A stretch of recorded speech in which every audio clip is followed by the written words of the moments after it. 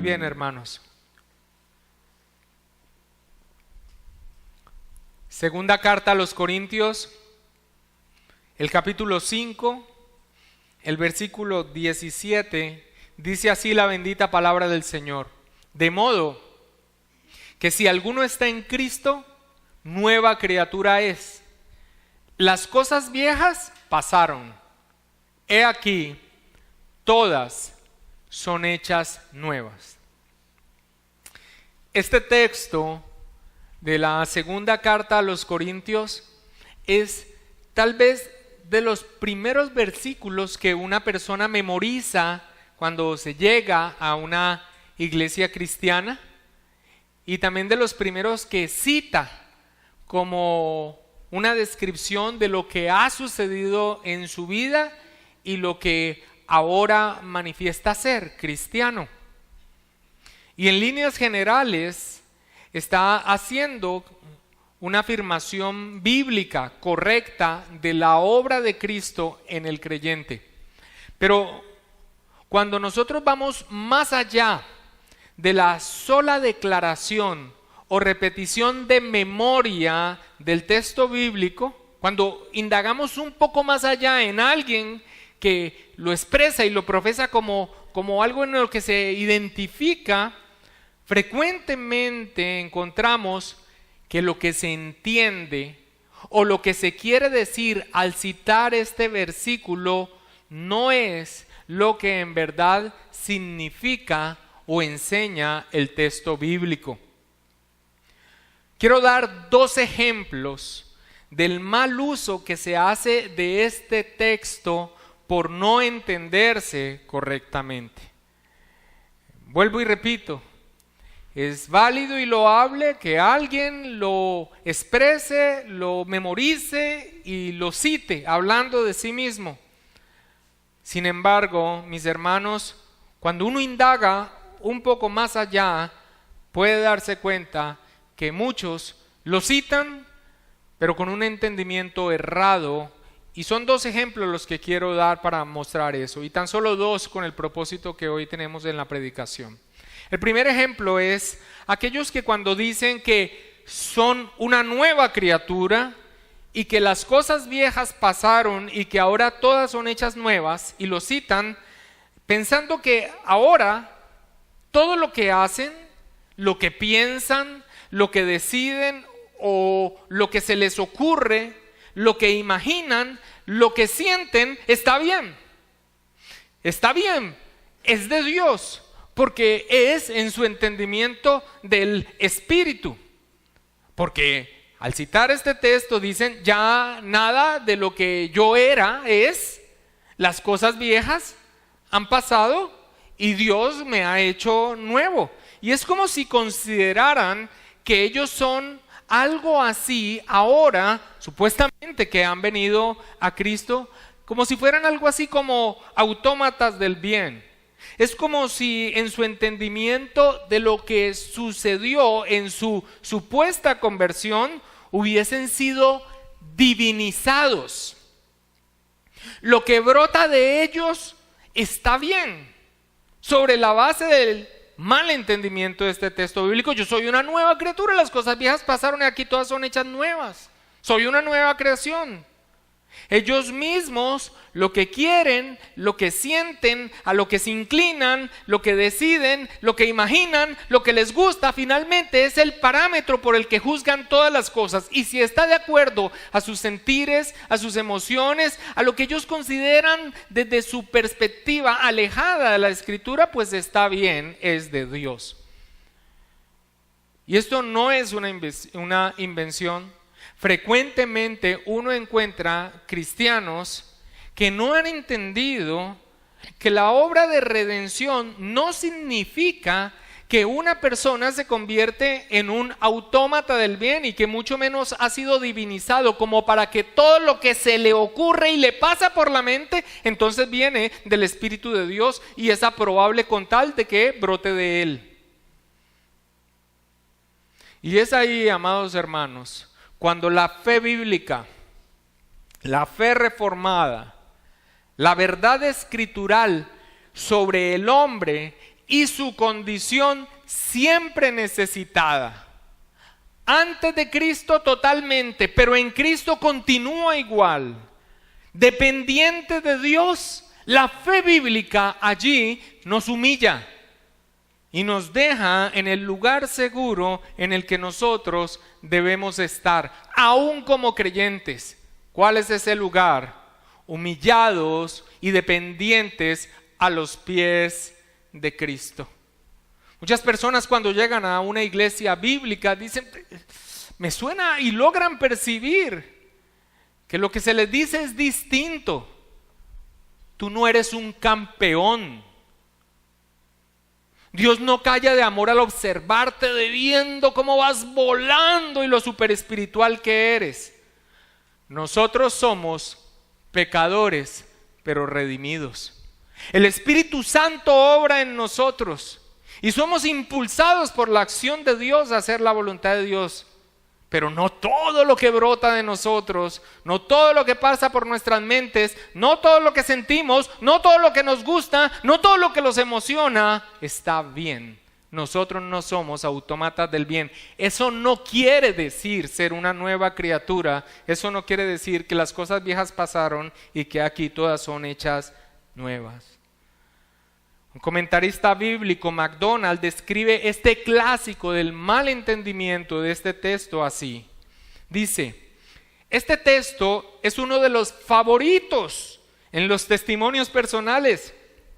Y cuando se cita así, en este sentido que he explicado, dan a entender que cuando uno es salvo, los viejos hábitos, los malos pensamientos, las miradas de concupiscencia se han acabado para siempre.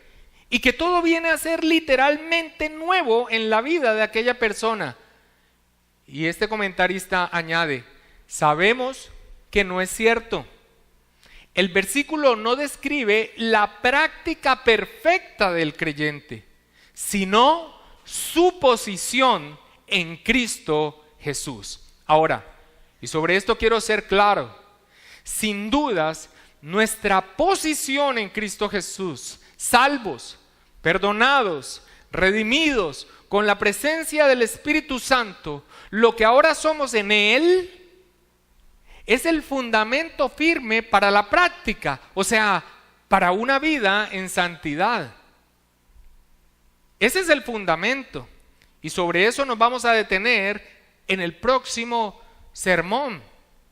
Pero este texto no está describiendo al creyente con una vida práctica perfecta, sino la posición que ahora tenemos en Cristo Jesús y que es la base y el fundamento para allí sí vivir una vida que va creciendo en santidad. Este es el primer ejemplo del mal entendimiento de este bíblico, cuando al escuchar que se es nueva criatura y que las cosas viejas pasaron, es como si hubiese sucedido una especie de divinización y que ahora todo lo que hacen y todo lo que piensan y todo lo que sienten es el parámetro de lo bueno.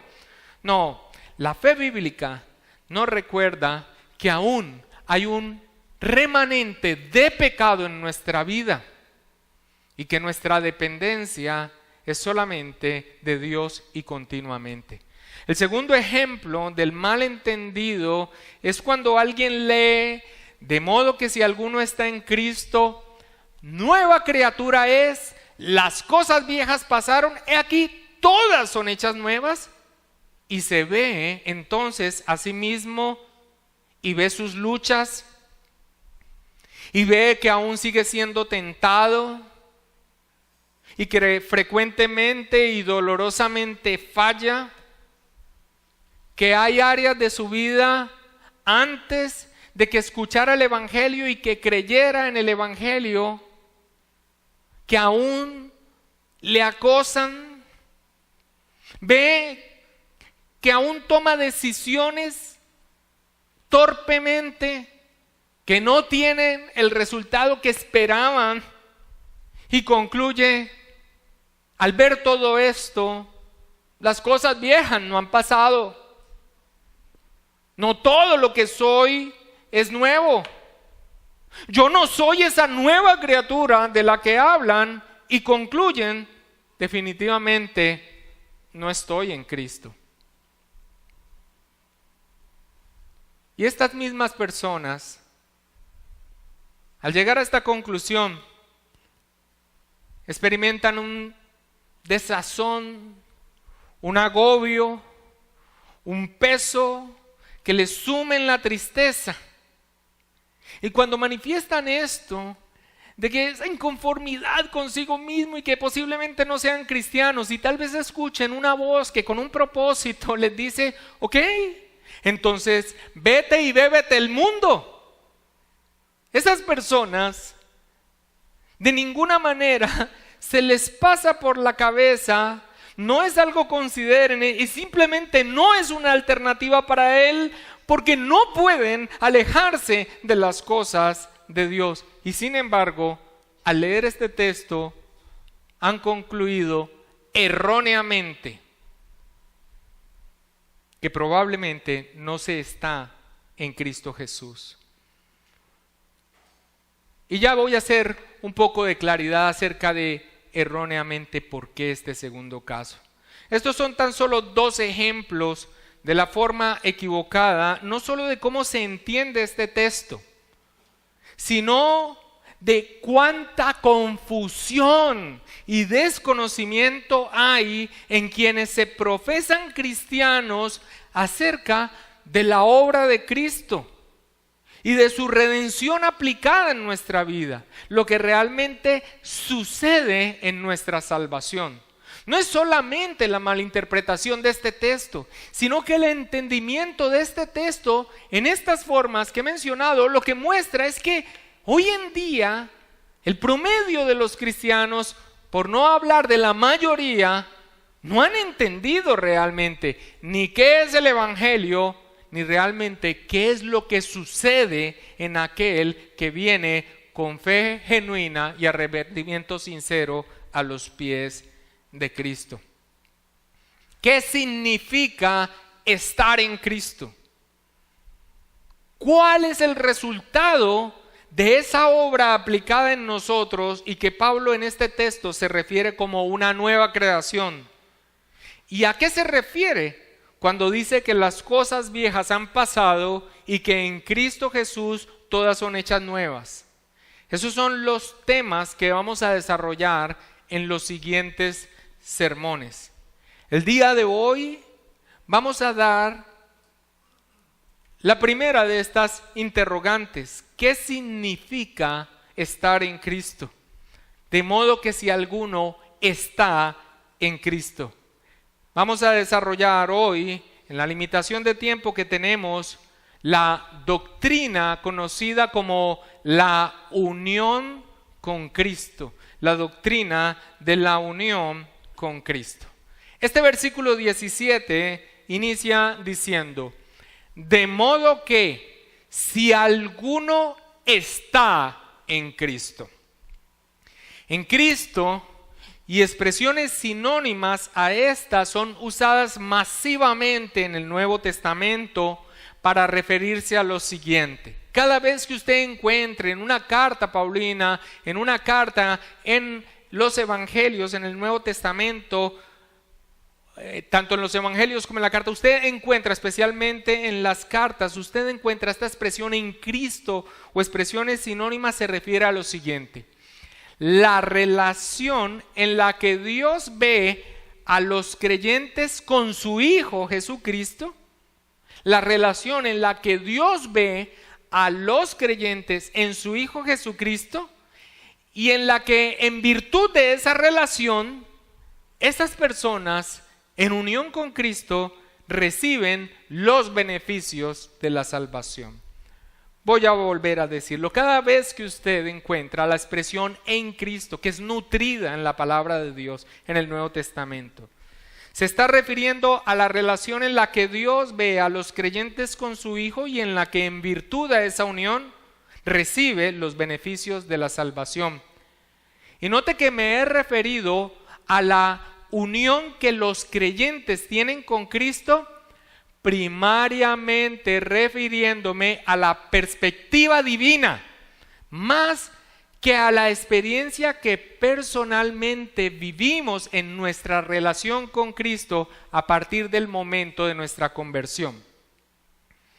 He hecho un énfasis a la perspectiva divina de la unión con Cristo, cómo el Padre nos ve en unión con Cristo primariamente, más que a la experiencia que tenemos como creyente de relación y de intimidad y de unión con Cristo a partir de que vinimos a Él en fe y en arrepentimiento por la gracia de Dios.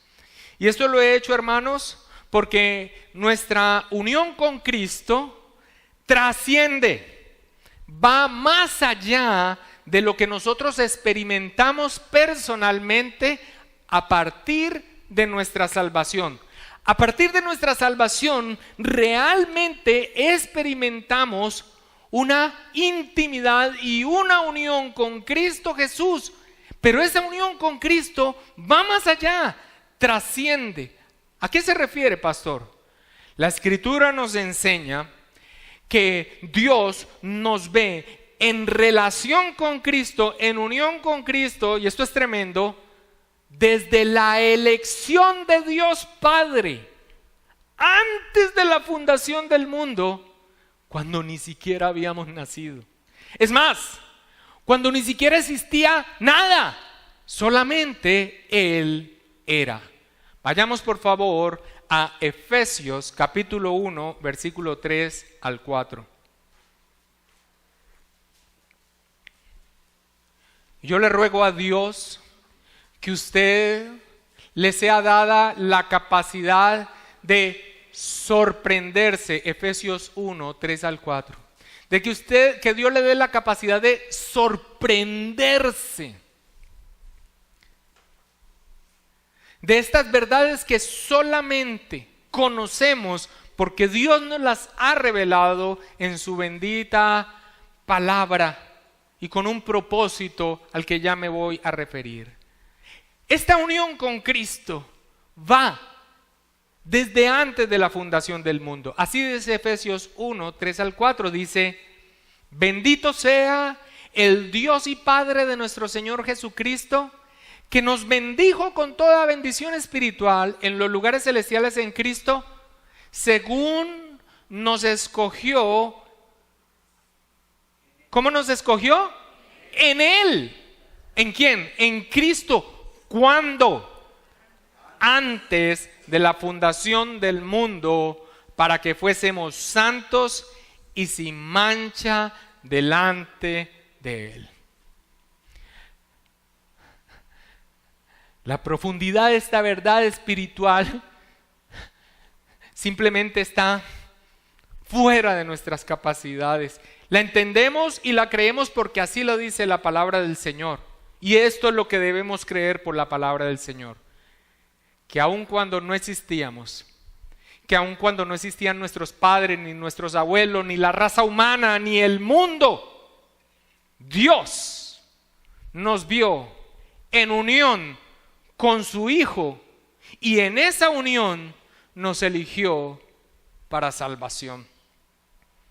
Pero no solamente Dios nos ve en lo que algunos han descrito en su forma de tratar de explicar esto, en su consideración, en su mente, en unión con Cristo desde antes de la fundación del mundo, sino que aún esa unión, según la palabra del Señor, se extiende hasta la eternidad futura, donde por nuestra unión con Él somos vistos ya como liberados de la condición caída que nos agobia, y somos vistos ya en virtud de la unión con Cristo, sentados en gloria en Cristo Jesús en la eternidad futura. Más adelante de Efesios 1, en Efesios capítulo 2, versículo 6, dice: y juntamente con Él nos resucitó,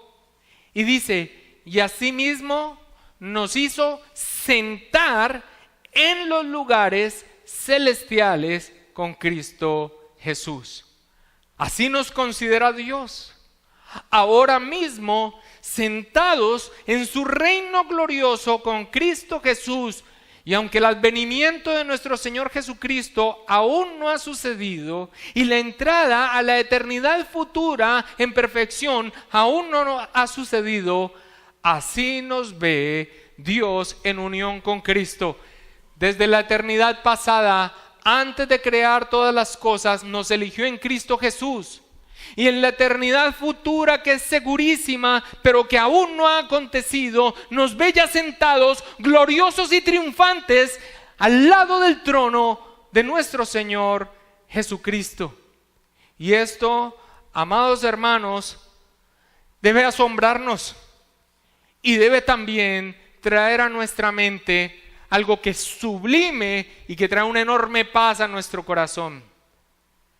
Que en virtud de nuestra unión con Cristo, porque así lo ha considerado el Padre, desde la eternidad pasada hasta la eternidad futura, nuestra salvación es un propósito divino que no va a ser frustrado.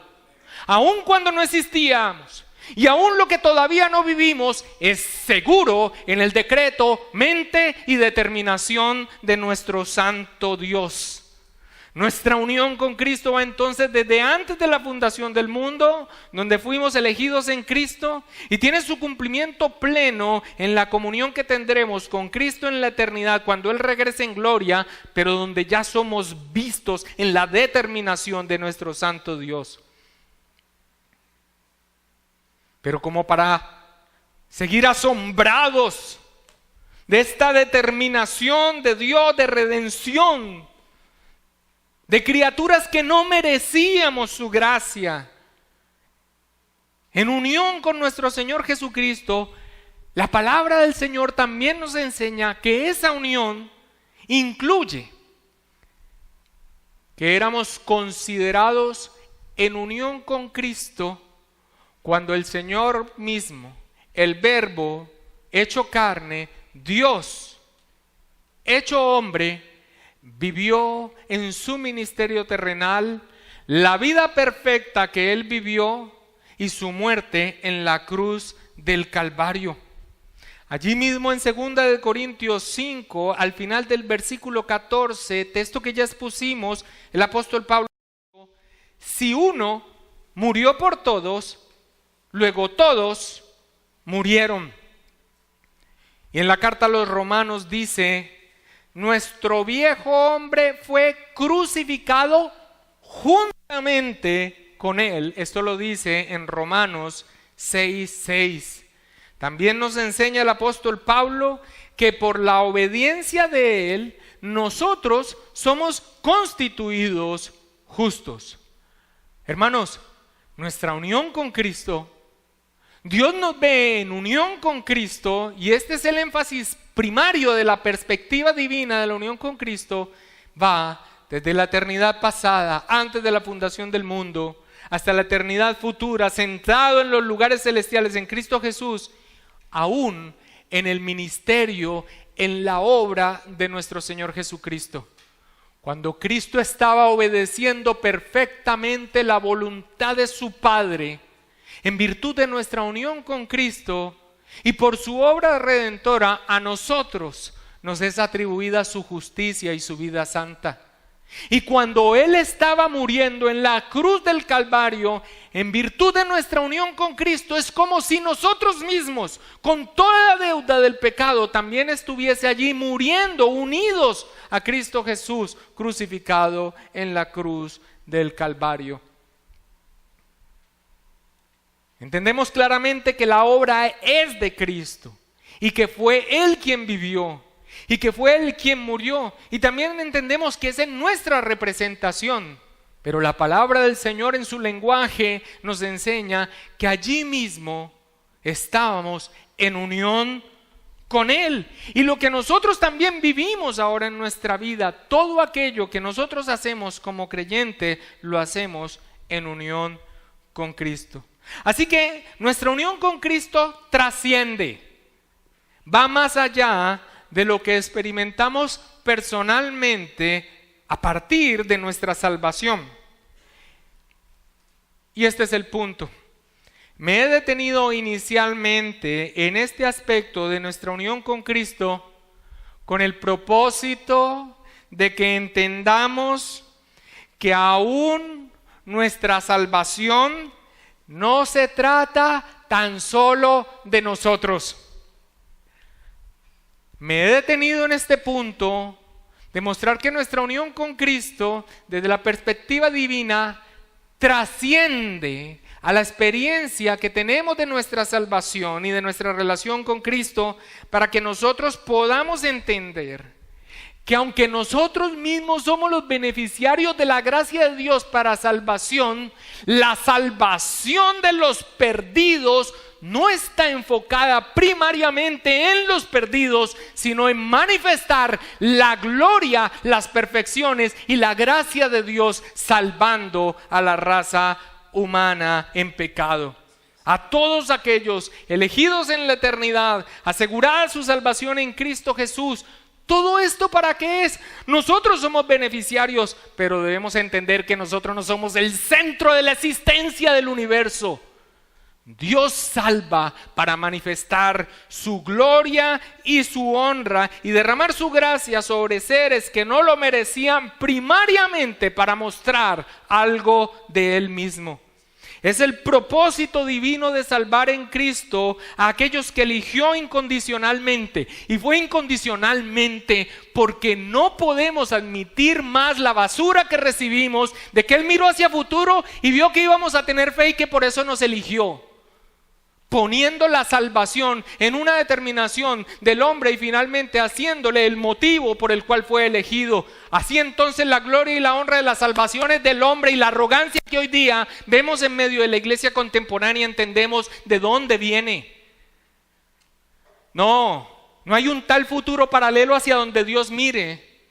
Dios sabía que nosotros vendríamos a sus pies no porque mire hacia el futuro, sino porque Él así lo determinó y nada lo condicionó. Fue el puro afecto de su voluntad. La gloria, la honra, la alabanza, el loor es para nuestro Dios. Él eligió incondicionalmente, sin que hubiera nada en nosotros que le moviera a hacerlo. Muertos en delitos y pecados, así habla la palabra del Señor en nosotros. Así es la condición de la raza humana, y nos escogió sin que nada externo a Él le condicionara, sino, como dice la Escritura, por el puro afecto de su voluntad, y todo esto con un propósito. El propósito, por cierto, de toda la creación: la gloria de su nombre. Para la gloria de su nombre, ese es el propósito de la existencia de todo lo que creó. Pero nuestra unión con Cristo también se refiere a esa relación real que los creyentes tienen a partir de su conversión con el Señor. Es a ese estar en Cristo al que Pablo se refiere específicamente en 2 Corintios 5:17, después de que hemos entendido que habla primariamente de su experiencia de redención, que hemos entendido que el propósito es que los corintios que han entrado a la buena senda se identifiquen que esto mismo ha pasado en ellos, pero en la aplicación correcta de este texto a nosotros. Esta unión con Cristo, cuando dice de modo que si alguno está en Cristo, específicamente se habla de lo que experimentamos. Cuando venimos por la sola gracia de Dios y por la obra del Espíritu Santo en nosotros, ante la predicación del Evangelio, a los pies de Cristo en arrepentimiento y fe. Este texto, aplicado correctamente a quienes lo leen en el día de hoy, en la palabra de Dios, cobra un sentido aclaratorio y condicional.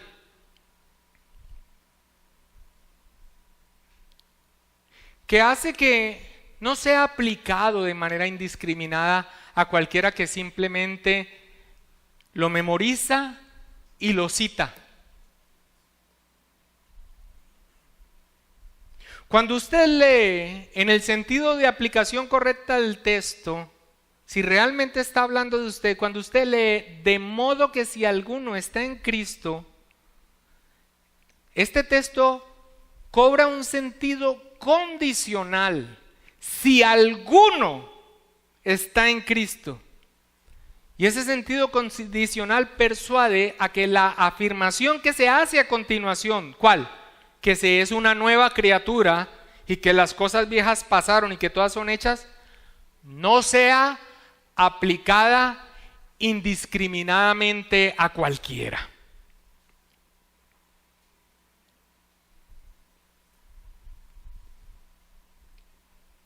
Nadie podrá decir, nueva criatura soy, las cosas viejas pasaron, si no se está en Cristo. Y de allí la importancia, iglesia y amigos, de entender qué es nuestra unión con Cristo. Ahora, ya hemos visto cómo esto trasciende a nuestra experiencia como creyentes. Desde la eternidad pasada a la eternidad futura, unidos aún en el mismo ministerio del Señor Jesucristo, y hemos entendido que esto finalmente nos deja en una posición segura y de humillación, porque finalmente lo que corresponde a nuestra salvación viene de Dios, y de Dios es la gloria. Y aunque somos beneficiarios de esa salvación, su propósito principal es exaltar su gracia, su justicia en Cristo Jesús, su amor y su generosidad que derrama inmerecidamente sobre criaturas que cuando nos encontró en esa condición éramos sus enemigos.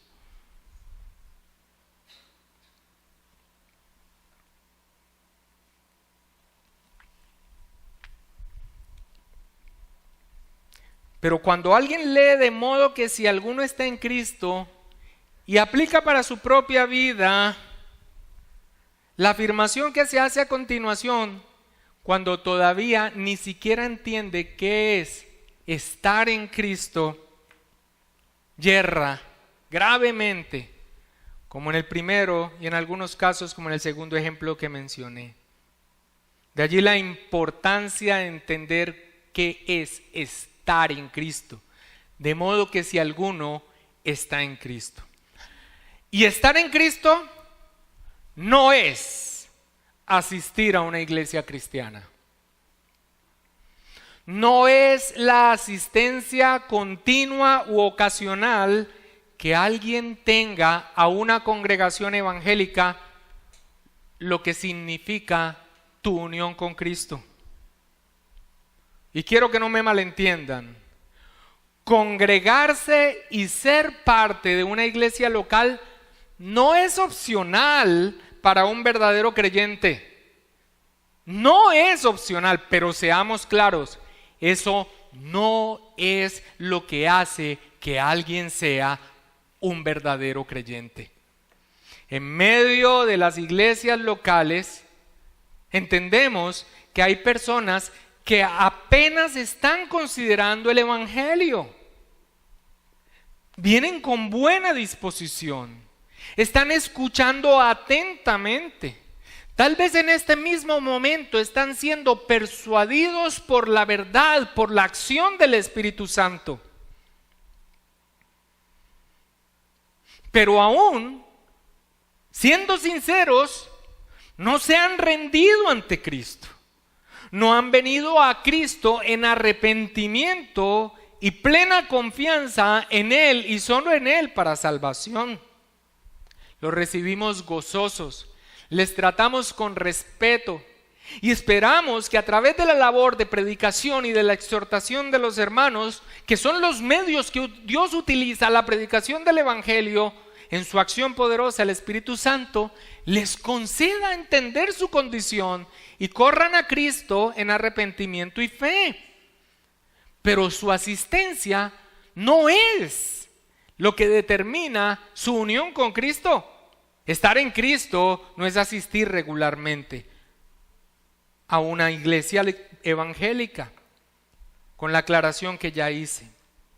También entendemos que hay quienes apenas están llegando y que no les es indiferente la predicación de la palabra de Dios, pero la verdad es que aún no les ha alumbrado Cristo.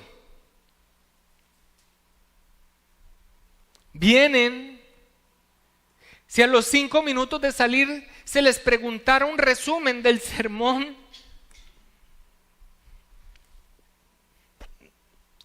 no entienden mayor cosa.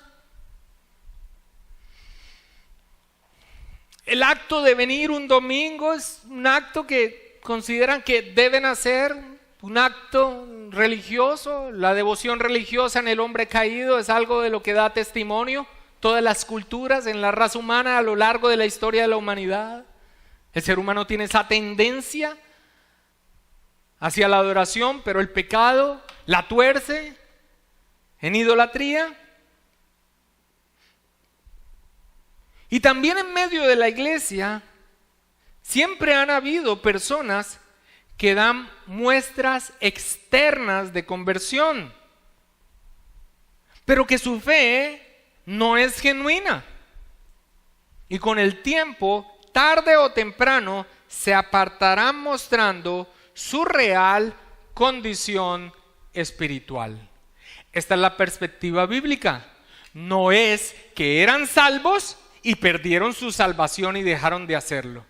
Miren, cuando ustedes entienden hasta dónde vamos ahora, nuestra unión con Cristo, desde la perspectiva de Dios, entender que es un propósito divino y que fuimos elegidos antes de que existiéramos, y que nosotros somos vistos en consideración de Dios, ya sentado en lugares celestiales en Cristo Jesús, y nosotros vemos el plan de salvación como un propósito divino para su gloria y para su honra, y que ninguno de los que el Padre le dio al Hijo se perderán, sino que Él cumple efectivamente el propósito por el cual Él cumple su ministerio aquí.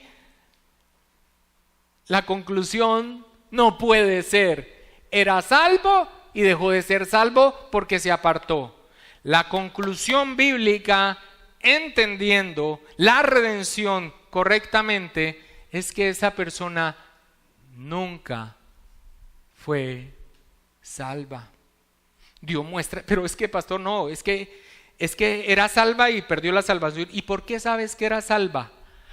Usted la viera como levantaba la mano, vea, eso lloraba. Y la falda era hasta aquí. Y la lengua y eso, no, mejor dicho, usted viera. Pablo, en una de sus cartas, saluda y envía incluso los saludos con Demas. Y más adelante, él mismo expresa cuál es la condición real de este hombre. Cuando el Señor Jesucristo, Dios mismo hecho hombre, que todo lo sabe y que conocía el interior del corazón del hombre, dice: hay uno en medio de ustedes que me va a entregar. Nosotros no vemos que la escritura voltee todo el mundo a mirar a Judas y decían es evidente. ¿Seré yo? ¿Seré yo? Una persona puede dar muestras externas, puede tener un cambio ético, puede manifestar cercanía a la adoración externa, pero tarde o temprano se apartará mostrando su real condición espiritual. Así que no se trata de la asistencia regular o esporádica a una iglesia. Estar en Cristo no es que alguien tenga más afinidad por la iglesia evangélica que por la iglesia de Roma y ahora se vea como cristiano y que eso es lo que le une a Cristo. No es un cristianismo nominal, no es adoptar para sí el nombre de cristiano lo que le une a Cristo. Eso es como una especie de cambio de profesión en cuanto a la institución a la que pertenece, aún malentendiendo lo que realmente es la iglesia cristiana. Miren, decirse ser cristiano hoy en día se ha diluido de tal manera que ya es igual a quienes se profesan católicos, como una simple adhesión externa a una institución, al punto, hermanos, que nada de raro sería o ya esté sucediendo que haya personas que empiecen a decir de sí mismas: yo soy cristiano pero no practicante. ¿Usted ha escuchado decir eso a un católico romano? Sin duda, tal vez usted mismo lo decía: soy católico, apostólico y romano, pero no soy practicante.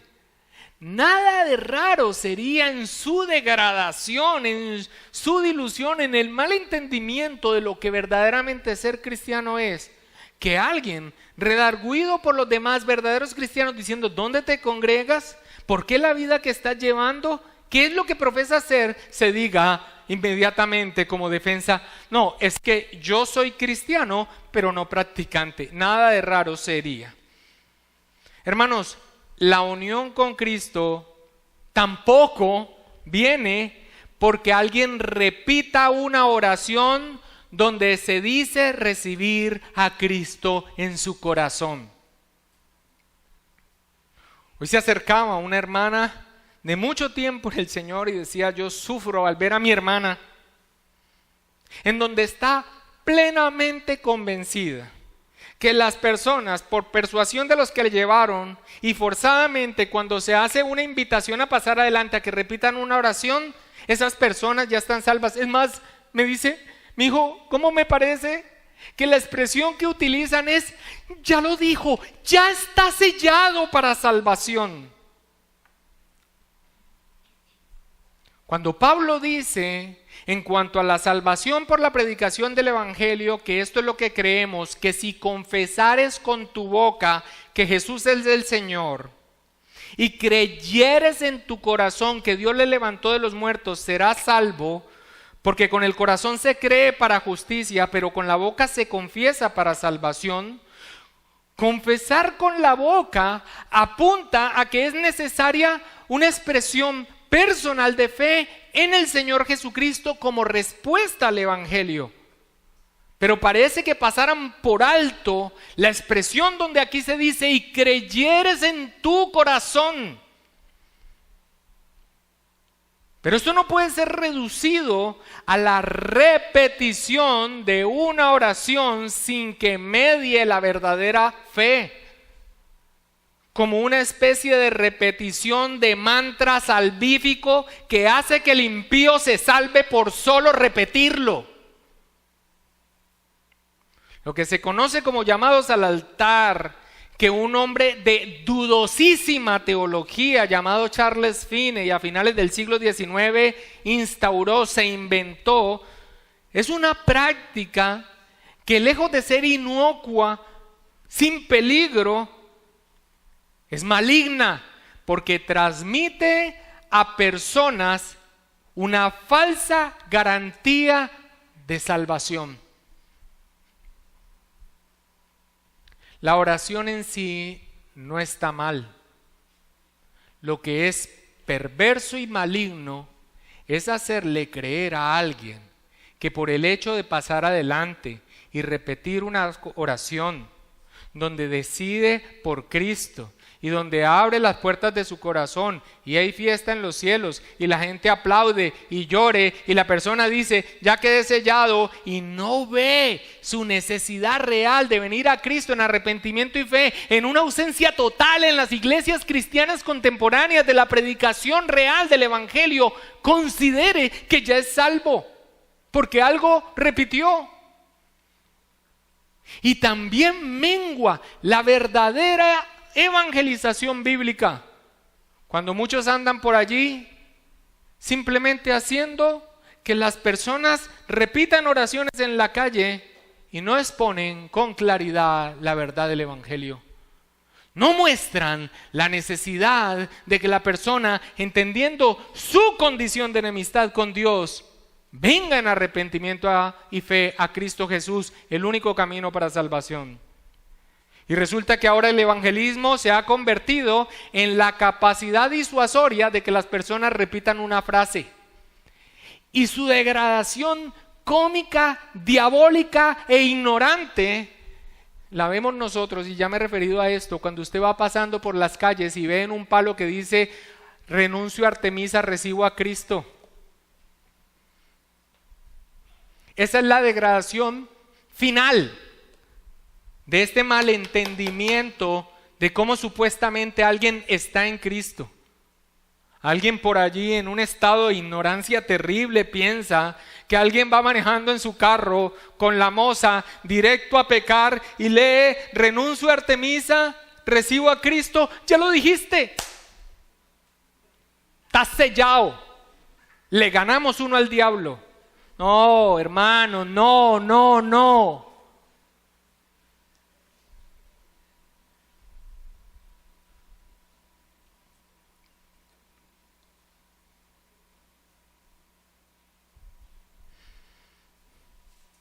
Nadie entiende su necesidad real de un Salvador si primero no entiende por la predicación del Evangelio y el obrar del Espíritu Santo que está en una condición miserable. ¿De mí está diciendo eso?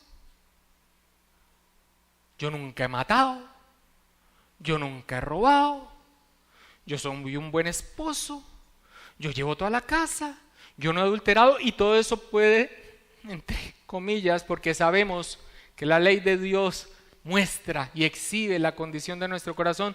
Una persona puede ser muy correcta éticamente, buen hijo, buen estudiante, pero si no ha venido a Cristo en arrepentimiento y fe, entendiendo su real condición espiritual, ético, correcto y cívico y todo, su destino eterno será en un infierno de condenación por no haber venido a Cristo realmente en arrepentimiento y fe.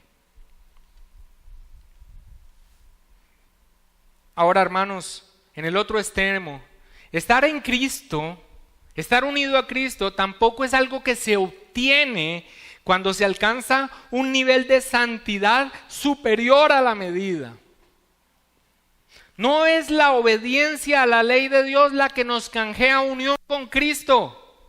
Eso es salvación por méritos. Y eso es un estándar que nos hemos inventado los hombres. Porque si realmente se fuese a cumplir el estándar de Dios, tendríamos que ser santos como yo soy santo, dice Dios. Y el que cumple toda la ley pero falla en un punto, simplemente ha transgredido toda la ley. Pero la noticia es esta, es que ya no importa tampoco, porque desde que nace el ser humano ya falló. Cuando Adán pecó, todos pecamos. Esa es la doctrina ortodoxa, correcta del pecado original.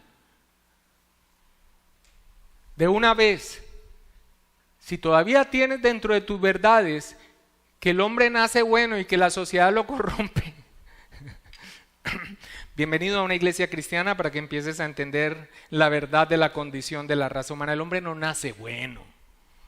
En pecado me concibió mi madre, dice David. Esa es la condición de la raza humana desde Adán. Ya fallaron. En Adán fallamos. En Adán fuimos destituidos de la gloria de Dios. Así que nuestra unión con Cristo no se logra a través de nuestra obediencia a la ley de Dios. Tampoco es el nivel de conocimiento teológico y la comprensión doctrinal por la que nosotros somos unidos a Cristo. Nosotros hemos tenido aquí la experiencia de personas que manejan al dedillo la teología reformada, aún en sus temas más difíciles. Y sin embargo, su vida muestra y aún sus expresiones muestran que no les ha alumbrado Cristo. Ahora, no me malinterpreten, la evidencia que se espera de una fe genuina será una vida que va creciendo en santidad, que quiere hacer la voluntad de Dios y que los mandamientos de la ley de Dios son los principios por los cuales procura vivir su vida. Y el conocimiento más preciso de la palabra de Dios, el conocimiento doctrinal, es algo que todo verdadero creyente desea e irá creciendo en él a lo largo de su vida. Pero esto es lo que se espera de un verdadero creyente que ya está unido a Cristo Jesús, no lo que hace que se canjee unión con Cristo o que sea salvo. Hermanos, nosotros somos unidos a Cristo cuando acudimos a Él, confiando en Él plenamente para salvación, cuando ante la predicación del Evangelio, del verdadero Evangelio, no de visión y éxito para tu vida, sino del verdadero Evangelio, respondemos con arrepentimiento, cuando sinceramente entendemos por la luz del Espíritu Santo la condición en la que estábamos y venimos a los pies de Cristo, confiando solo en Él, en una expresión de bancarrota espiritual donde entendemos que nada podemos hacer por nosotros mismos y extendemos el brazo de súplica de la fe en otro. Esa es la fe verdadera. La fe en otro, en Cristo, en su vida perfecta y en su muerte en la cruz del Calvario para mi salvación. Es allí cuando alguien por la gracia de Dios entiende el Evangelio y corre a los pies de Cristo en una conversión real, es allí donde somos unidos a Él desde nuestra perspectiva de la experiencia de nuestra salvación. De allí la vital importancia de la predicación del verdadero Evangelio una y otra vez. ¿Vienes de una iglesia cristiana? Maravilloso. ¿Realmente estás unido a Cristo? Glorioso. Hay que seguir aprendiendo de la palabra del Señor. Pero si no has entendido el Evangelio, o si vienes con una necesidad porque estás en bancarrota, porque estás en medio de un divorcio, porque te han dictaminado una enfermedad o por cualquier otra situación, es probable que Dios use esto. Y es probable que esto no sea resuelto. Pero quiera Dios que tu problema principal, que es estar bajo la ira de Dios a causa de tu condición de pecado, esa sí sea solucionada en Cristo Jesús. Cuando entiendas que la única manera de huir del juicio de Dios es huir hacia Él en Cristo Jesús, confiando en su obra y en su muerte, pagando los pecados de todo aquel que en Él cree, venga realmente en arrepentimiento y fe. De allí la necesidad del Evangelio. Y si tú eres un verdadero creyente, el Evangelio siempre es importante para nosotros. Porque cuando vamos avanzando en nuestro conocimiento, en nuestra santidad, en la formación del carácter de Cristo en nosotros, y va aflorando esa arrogancia espiritual que a veces tiende a arrogarse en nosotros, la predicación del Evangelio una vez más nos recuerda nuestra total dependencia de Dios para salvación y para el día a día. Es precisamente de la necesidad de predicar el Evangelio que el apóstol Pablo va a entrar a hablar a partir del versículo 18 en el siguiente texto que más adelante expondremos.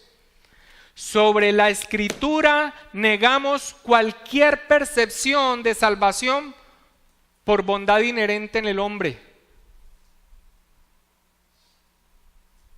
Sobre la Escritura negamos cualquier percepción de salvación por méritos, por adhesión a una institución o por la administración de un rito externo.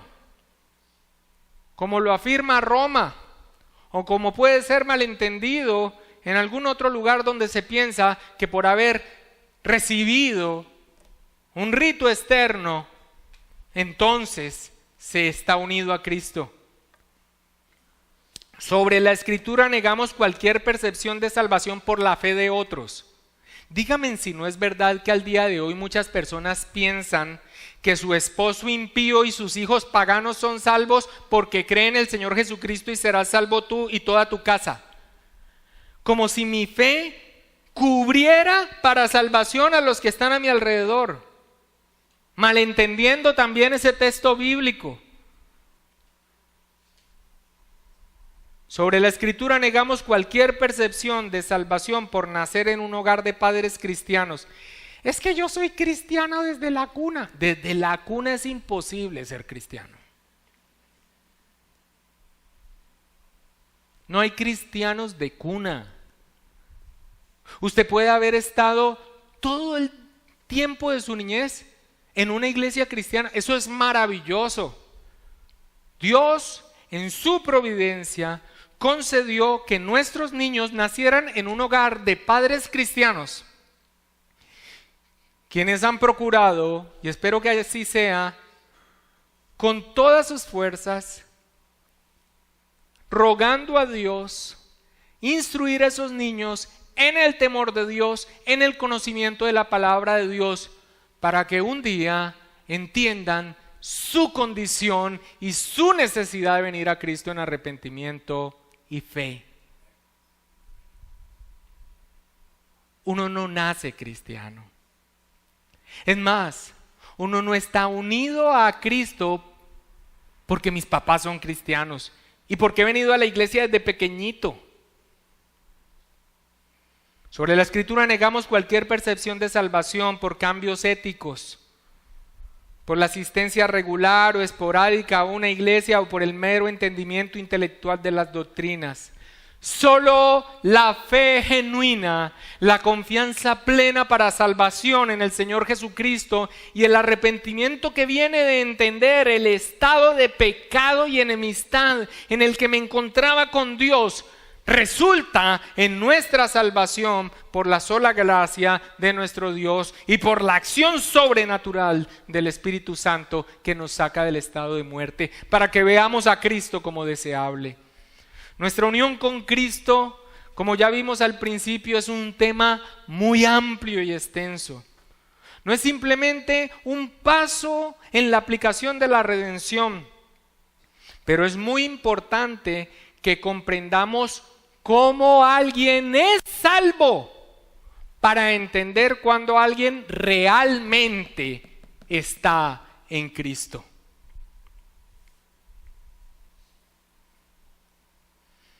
Entender entonces quién está realmente unido a Cristo es de vital importancia, como lo es entender cómo alguien puede alcanzar salvación en Cristo Jesús. Pero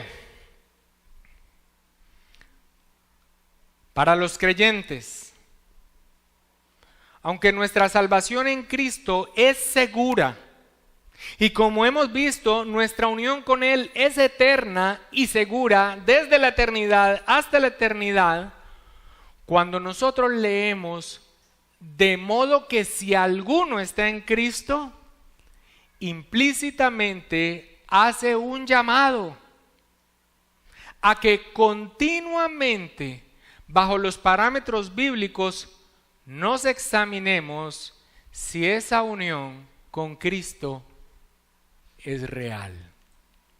Insisto en esto. Lo último que quiere la palabra del Señor es hacer que verdaderos creyentes duden de la seguridad de la salvación.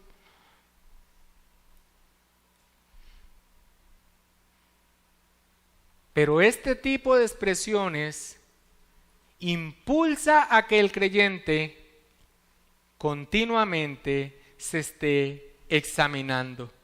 Y ese examen que hace el verdadero creyente resultará en mayor dependencia de Dios, mayor humillación a Dios, mayor impulso a dar gloria a Dios, pero también mayor determinación a nunca, nunca, nunca rebajar, negociar, menguar en su intensidad de todo lo que Dios ha dado al creyente, los medios de gracia, la vida en Cristo.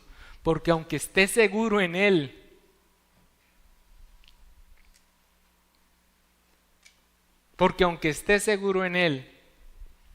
su tesoro es tal que de ninguna manera en lo que a Él le corresponde negociará con esta convicción que le mantiene firme por la acción del Espíritu Santo. De modo que si alguno está en Cristo, Pablo en esta misma carta de 2 a los Corintios, en su parte final, donde por cierto cambia el tono a un tono severo, dirigiéndose a muchos que en medio de la iglesia de Corinto todavía estaban dando oído a los falsos maestros y apóstoles, les dice lo siguiente. Por favor, vayamos allá, es el último texto que vamos a ver. 2 de Corintios 13:5, dice: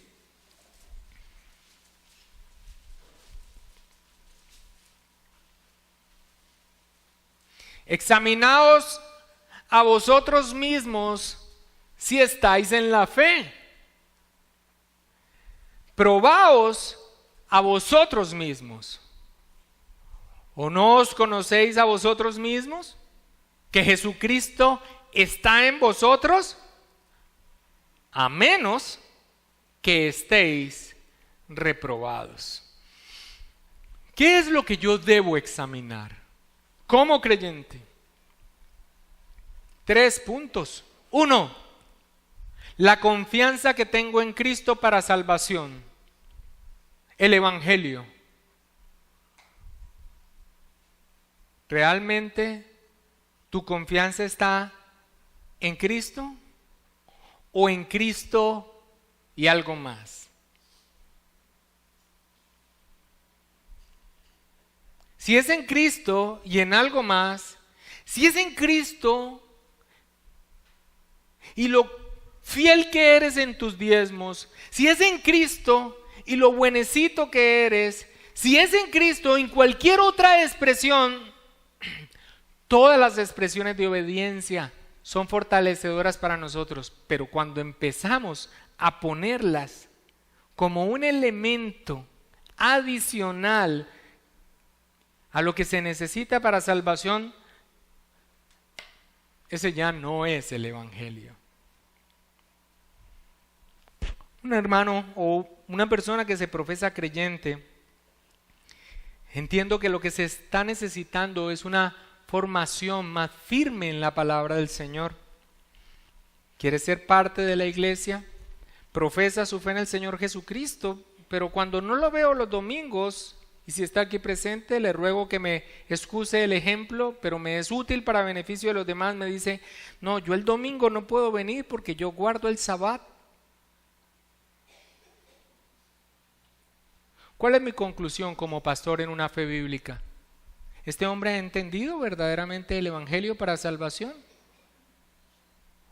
¿O está confiando en el guardar la ley bajo el antiguo pacto? Porque si es así, el siguiente paso es circuncidarse para salvación, y el siguiente paso es que la Escritura diga que maldito todo aquel que depende de las obras de la ley para salvación. No ha entendido el Evangelio, y si lo ha entendido y necesita ser corregido, allí fue corregido. La confianza que tengo en Cristo para salvación. 2. ¿Qué debo examinar si realmente estoy en Cristo? La evidencia de la presencia del Espíritu Santo en tu vida. ¿Cuál es la evidencia del Espíritu Santo en mi vida? Espero que alguien por allá atrás no grite: ¡las lenguas! La presencia del Espíritu Santo en tu vida es su fruto. Es el carácter de Cristo. Es una vida que va creciendo en santidad. Esa es una evidencia. Es triste lo que experimentamos aquí tiempo atrás, donde una señora decía, después de varios años de estar con nosotros, decía, pues yo sinceramente yo no veo ninguna diferencia entre lo que yo ahora soy y lo que yo era antes de venir a la iglesia. Pues ya no está en el Señor, nunca lo estuvo, se evidenció su situación real. Y el tercero es el testimonio interno del Espíritu Santo, lo que llaman el testimonio subjetivo, que el Espíritu mismo da testimonio a nuestro espíritu de que somos hijos de Dios. Fe en lo que el Evangelio del Señor dice de la obra de Cristo y mi confianza en Él. La evidencia de un obrar del Espíritu Santo en mi vida. No estoy hablando de perfeccionismo, pero sí un cambio que se viene generando a partir de mi conversión. Y el testimonio interno que nos da el Espíritu Santo a nuestro espíritu de que somos hijos de Dios. Estar en Cristo. Padre, muchas gracias por tu palabra, Señor.